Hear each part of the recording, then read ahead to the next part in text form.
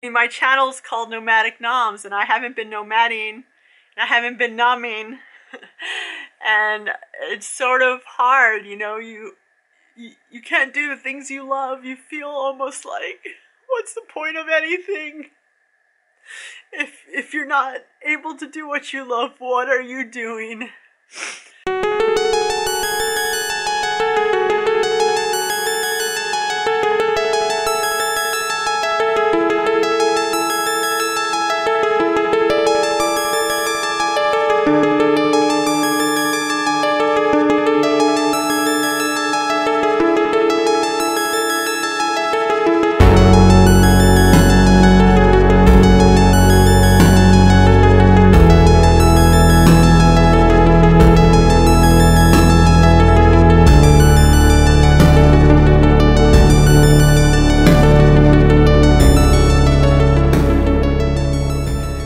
Hi Nomads, it's Tanya, and today's video is going to be quite different from my other travel videos, but I think it's important to share with you the good with the bad, because not everything is beautiful traveling and exploring and eating delicious food and discovering amazing things.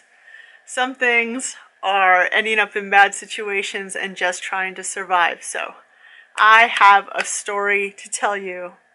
So everything starts about a month and a half ago. I moved from New York, and I'm staying with a friend in upstate New York in a place called Hudson. And during that time, my plan was to explore, look for jobs, and basically just do everything I can in the next 2 months to grow my channel and also try to replace the job that I lost when I left New York. Well, things didn't quite go to plan, because a few weeks into my stay, I started feeling kind of sick. I felt feverish, I felt exhausted, I started having muscle and joint pain in like my knees and my thighs, and I started getting diarrhea. And then soon after feeling sick, I had a trip planned, a weekend trip with my friend Rachel to go to Saratoga Springs, which you may have seen last week in my video, which you can also see right here. And despite how sick I was feeling, I decided to go through with the trip anyways, because I thought, I've pushed through illness before, I can push through this, and I'm already feeling a little better. I convinced myself the day before the trip. So I went on this trip. I was doing okay.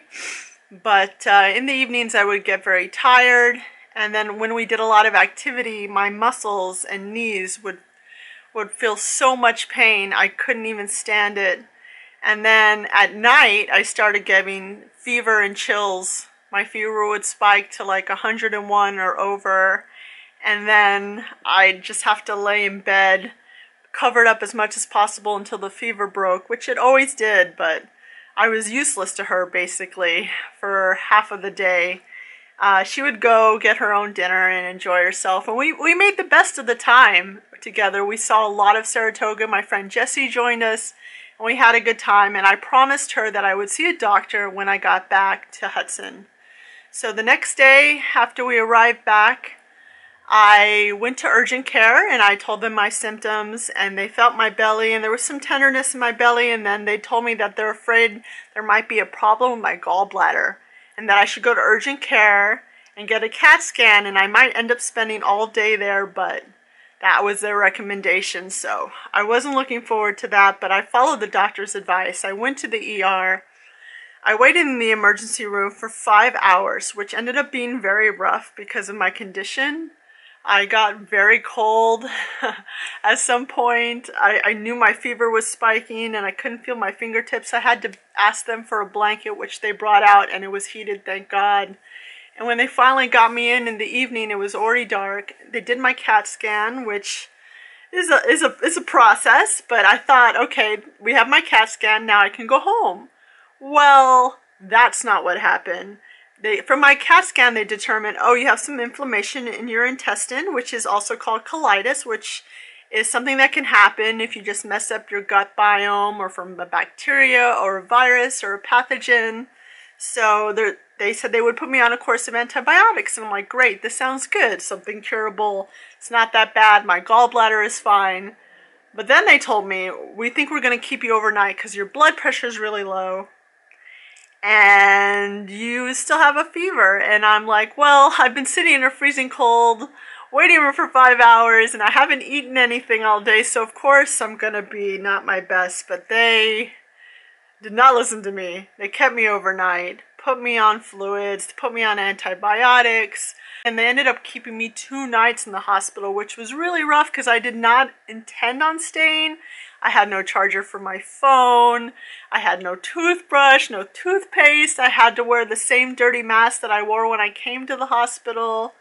And they only gave me like clear foods to eat, and I was actually quite hungry, but that's the condition I was in.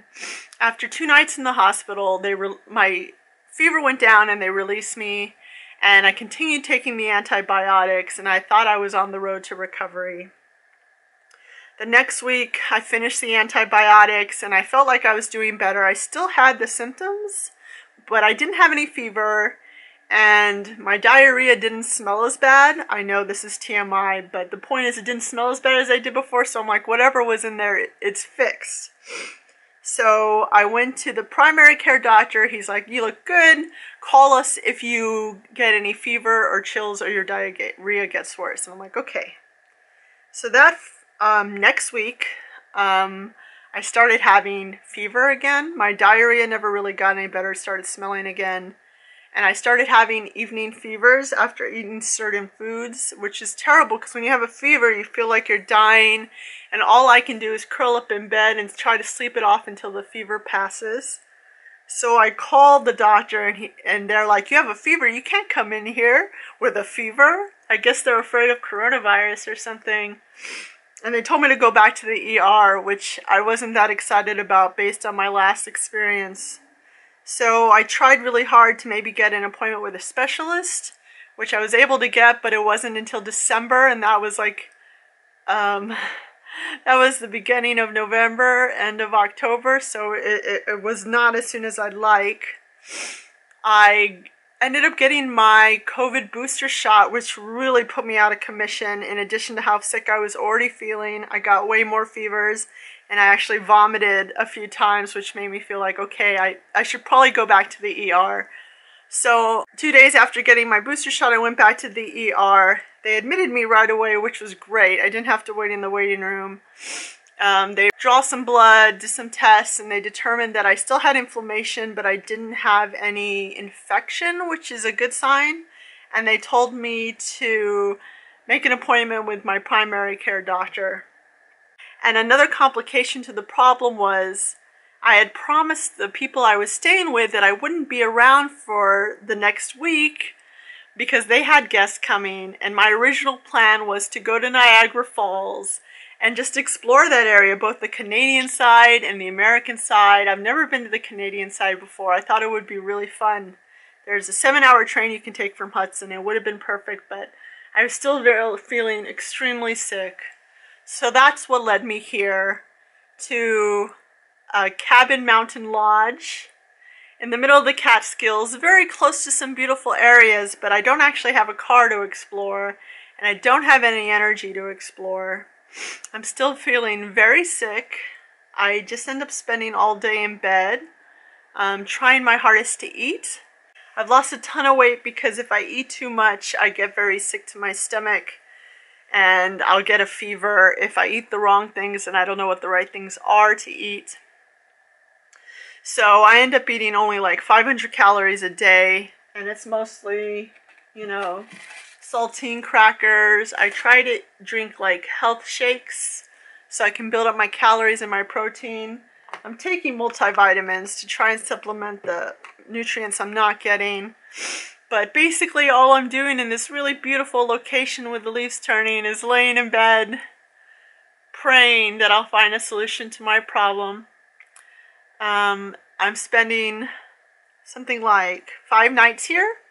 And then when I get back to Hudson, I'm going to see the primary care doctor. And I've made a list of certain things that I think that they should check for. And hopefully we'll figure out this problem. But that's basically been my last month, which was supposed to be filled with explorations. Not only Niagara Falls, I was going to go to Sleepy Hollow and do a Halloween video, and that totally didn't happen. I was going to apply to all these jobs, and just none of these things happened because I have such little energy. I'm not able to eat very much food, and I get fevers. I feel sick to my stomach, and I just can't do much. So that's how I ended up here in the middle of the woods, sick and alone. And this is my travel experience right now. But I'm hopeful. In a couple days, I'm going to see the primary care doctor again. I'm hopeful we can run some tests and figure out what's wrong with me, or at least rule some things out. And I'll soon be on the road to recovery and be able to enjoy travel again, be able to walk and eat all the foods I love to eat. I mean, my channel's called Nomadic Noms, and I haven't been nomading, and I haven't been nomming. And it's sort of hard, you know, you can't do the things you love. You feel almost like, what's the point of anything? If you're not able to do what you love, what are you doing?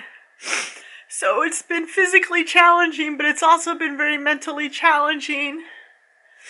And I'm trying to enjoy this beautiful setting, but all I want to do is be healthy again. And that's real life. Things aren't always beautiful and perfect. And you don't always feel completely strong the way you want to. But I'm just hoping this is something that's going to make me stronger. I'm grateful that I'm still pretty healthy compared to how I could be.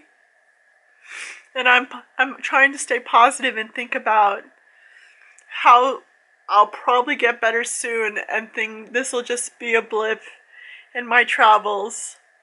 After I see the doctor and try to rule out some more things, I'll give you an update, and hopefully there'll be a happy ending to the story.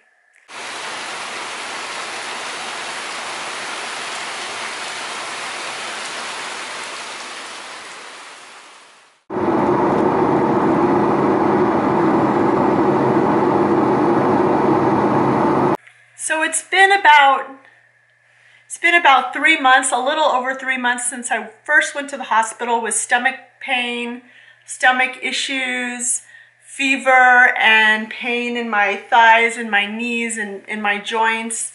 And since then I've been to many doctors. I've gone to a specialist. I had a colonoscopy, and I've learned that I have Crohn's colitis, which is irritable bowel disease. It's a chronic disease, which means that I'm going to have it for the rest of my life. But the good part about it is, now that I know what it is, I have treatment for it. They gave me an anti-inflammatory drug that I've been taking for 10 days now. They tell me it takes 5 to 10 days for the drug to start working, and it's day 10 now, and I really feel like it's working. I'm able to eat food again. I'm able to eat a normal amount of food again, a normal amount of calories. Last night I had almost 2,000 calories, which is awesome. I haven't had a fever in weeks, and I've been having a lot of pain in my legs since the colonoscopy. I've been told that arthritis is sort of something that comes at the end of a flare-up, which is what I've been going through. But today and yesterday I've been taking less and less Tylenol than I've been taking before. I've been finding the pain to be more manageable. And today I actually did a yoga session for the first time in months, which is something I wouldn't have dreamed of doing in any time during the past 3 months. I've been pretty much in bed, exhausted, tired, in pain, feeling ill. So I'm really feeling good about my health right now. It's been about a month and a half since I last reported what was going on with me, and I was in really bad shape back then. But now I'm feeling good. I took a flight a few days ago to South Texas, where my family is, and that's where I am now.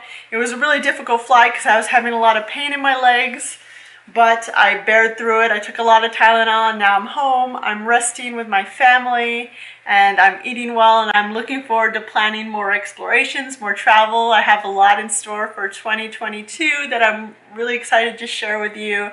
And I'm just so grateful that despite all the misery I've been through in the past 3 months and my inability to post videos, I've been able to find a way back to my health and really appreciate the travel that I've done before and the travel that I'm going to be doing. And I'm really grateful for you guys. A lot of you have reached out to support me during this time and sent your thoughts and prayers, and it just means so much to me because I feel like those thoughts and prayers have been answered. So my next video is going to be a less depressing one, a more fun one, and I'm really excited to share more of my healthy explorations with you. So if you want to see more of those, please subscribe and hit the bell to be notified when more videos are available. And if you like this video, if you're happy about my health, or if you just want to know more about my personal struggles in addition to my explorations, give this video a thumbs up. And again, I just want to thank everybody. I hope you have a good holiday, a good new year, and I'm wishing the best for all of us in 2022. Until then, bye.